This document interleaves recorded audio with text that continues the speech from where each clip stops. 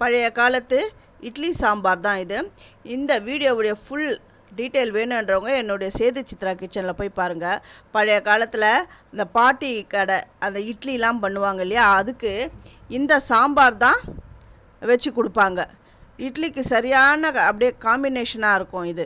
இந்த சாம்பார் எப்படி பண்ணுறதுன்னா, முதல்ல பருப்பு, நான் ரேஷன் பருப்பு தான் எடுத்துருக்கிறேன். ஒரு கைப்பிடி சிறுபருப்பு போட்டிருக்கேன். ஏன்னா அது கொஞ்சம் அந்த சாம்பார் கொஞ்சம் கெட்டியாக வரும்.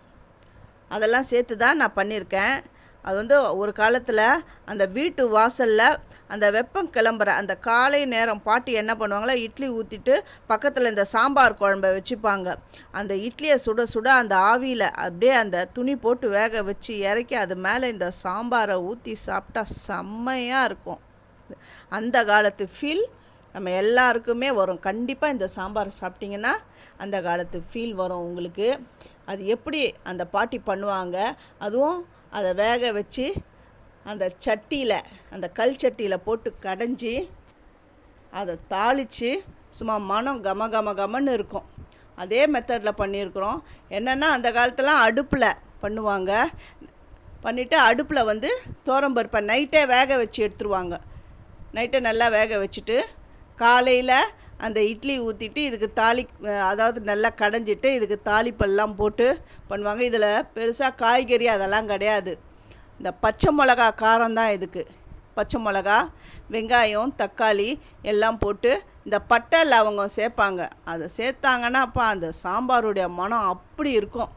கருவேப்பிலை, பெருங்காயம்லாம் போட்டு நல்லா கடைஞ்சி நல்லா தண்ணியாக இருக்கும் அது. அதாவது சாப்பிட்றவங்க அந்த இட்லியில் மூழ்கி, அந்த 2 இட்லி இருந்தாலும் அது ஃபுல்லாக அந்த இட்லியை முழுக வச்சு சாப்பிடுவாங்க. அவ்வளோ டேஸ்ட்டாக இருக்கும். அதுவும் இல்லாமல் தண்ணியாக இருக்கும்போது அந்த பாட்டி ஒரு ட்ரிக்ஸ் பண்ணுவாங்க.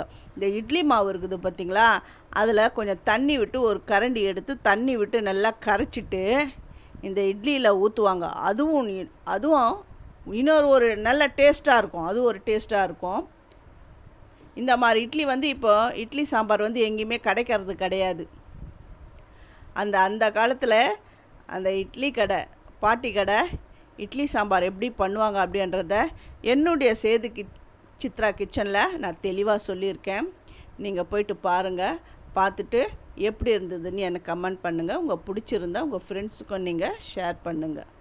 தேங்க்யூ.